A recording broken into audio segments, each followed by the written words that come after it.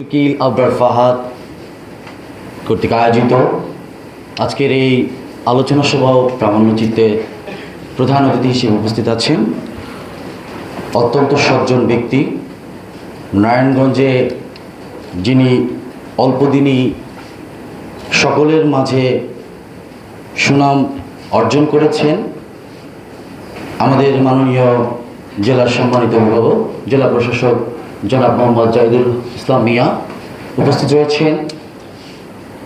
আমার সম্মানিত অগ্রজ এবং সিনিয়র নেতৃবৃন্দ, বিভিন্ন রাজনৈতিক সংগঠনের প্রশাসনিক এবং সম্মানিত মিডিয়া ভাইদেরকে এবং আমার সহযোগিতা ছাত্র দলের সহ ভ্রাতৃবৃত্তির আমাদের বিভিন্ন প্রতিযোগী ছাত্র সংগঠনের ভাইদেরকে বাংলাদেশ জাতীয়তাবাদী ছাত্র দল নারায়ণগঞ্জ মহানগর শাখার পক্ষ থেকে সংগ্রামী সালাম। আসসালামু আলাইকুম রহমতুল্লাহ। আমি আবারও গভীর শ্রদ্ধা ভরে স্মরণ করছি ভারতীয় আধিপত্যবাদ বিরোধী সংগ্রাম লড়াইয়ের বাংলাদেশের প্রথম শহীদ আবরারের প্রতি আল্লাহ তাকে জান্নাত দান করুন। পাশাপাশি আমি শ্রদ্ধা ভরে স্মরণ করছি 1971 সালে মহান মুক্তিযুদ্ধে শহীদ আমাদের ভাইদের এবং মা বোনদের, পাশাপাশি সর্বশেষ ফ্যাসিস্ট খুনি হাসিনা পতিত স্বৈরাচার হাসিনার পতনের আন্দোলনে, জুলাই 24-এর আন্দোলনে আমাদের 2000-এর অধিক ভাই বোন ছাত্র জনতা যারা শহীদ হয়েছেন তাদের আত্মার মাগফিরাত কামনা করছি, সুস্থতা কামনা করছি যারা আহত অবস্থায় আছেন। সম্মানিত অতিথিবৃন্দ, আমি শুধু অল্প কিছুক্ষণের মধ্যে বলবো, আসলে আবরার যেই সময় শহীদ হয়েছে সেই সময়টা বাংলাদেশের জন্য একটি ফ্যাসিবাদের উর্বর ভূমি হিসেবে পরিচিত পেয়েছে এবং বাংলাদেশে একজন মাফিয়া প্রতিষ্ঠিত ছিল, যেখানে মানুষের মৌলিক অধিকার ছিল না, যেখানে কনস্টিটিউশন অফ বাংলাদেশ 27-47 আমাদের যে কনস্টিটিউশন মৌলিক ফান্ডামেন্টাল রাইটস রয়েছে, সেই ফান্ডামেন্টাল রাইটস যেটা রাষ্ট্র নিশ্চিত করতে বাধ্য, কিন্তু সেগুলো তোয়াক্কা না করে খুনি হাসিনার তার সমালোচনা কোনোভাবেই সে সহ্য করতে পারত না। কিন্তু আমাদের বিপ্লবী, আমাদের পথ দেখানো, আমাদের অনুপ্রেরণা শহীদ আবরার ফাহাদ দেখিয়ে গিয়েছেন কিভাবে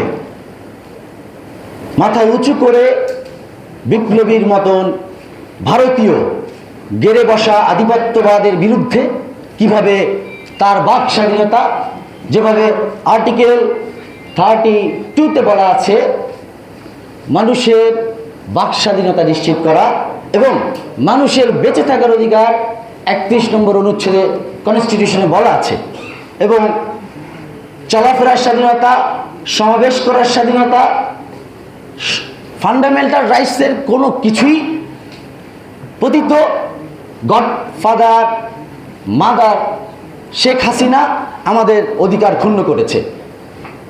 এখানে যারা আছে সবাই মজলুম, সবাই নির্যাতিত, কিন্তু আমাদেরকে এই আবরার ফাহাদ থেকে শিক্ষা নিতে হবে। যখনই ফ্যাসিবাদ উৎপাদন হবে, এমন আমাদের মধ্যে আবরার ফাহাদ তৈরি হবে এবং তারা ফ্যাসিবাদের বিরুদ্ধে কথা বলেই যাবে। তো আবরার ফাহাদের আজকে 6তম, এবং তাকে কিভাবে নির্যাতন করেছে সারা বাংলাদেশের মানুষ সহ সারা পৃথিবী দেখেছে। একটি ন্যাক্কারজনক ঘটনা। নিষিদ্ধ সংগঠন, বিশ্বের সবচেয়ে সন্ত্রাসী জঙ্গি সংগঠন, আমার নাম নিতে ঘৃণা করে যেই ছাত্রলীগ নামধারী, তারা যেভাবে আমাদের ছাত্র ভাইদেরকে নির্মমভাবে হত্যা করেছে, সেই কুলাঙ্গারাই আমাদের প্রিয় ভাই, আমাদের প্রেরণা শহীদ আবরারকে শিবির ট্যাগ দিয়ে হত্যা করেছে। আমার কথা হচ্ছে, ট্যাগের রাজনীতি যেটা শুরু করেছে আবরার ফাহাদ বাংলাদেশের নাগরিক। বাংলাদেশে কি যারা নামাজ পড়ে টুপি রাখে তারা কি সবাই জামাত শিবির নাকি?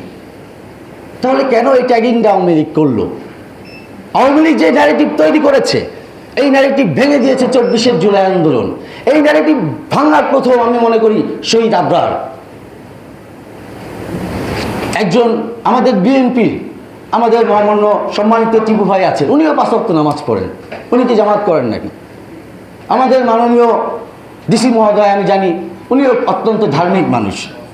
তাহলে এই ত্যাগের রাজনীতি আমাদেরকে এবং আবরার ফাহাদ থেকে আমাদের শিক্ষা নিতে হবে। আমাদের আগামী বাংলাদেশ যেখানে হবে জুলাই অভ্যুত্থান চেতনাকে ধারণ করে, মহান মুক্তিযুদ্ধকে ধারণ করে কিভাবে সমৃদ্ধশালী একটি বাংলাদেশ গড়া যায়, যেই বাংলাদেশের যেখানে সবার বাক স্বাধীনতা থাকবে, যেখানে কেউ আবরারের মতন শহীদ হবে না, নির্মমভাবে হত্যা করা হবে না, যেখানে ক্যাম্পাসে কোনো আধিপত্য বিস্তার করা হবে না, যেখানে সাধারণ ছাত্র সংগঠনের সহাবস্থান নিশ্চিত থাকবে। আমরা এমন একটি বাংলাদেশের স্বপ্ন দেখি, যে স্বপ্ন শহীদ আবরার দেখিয়ে গিয়েছেন।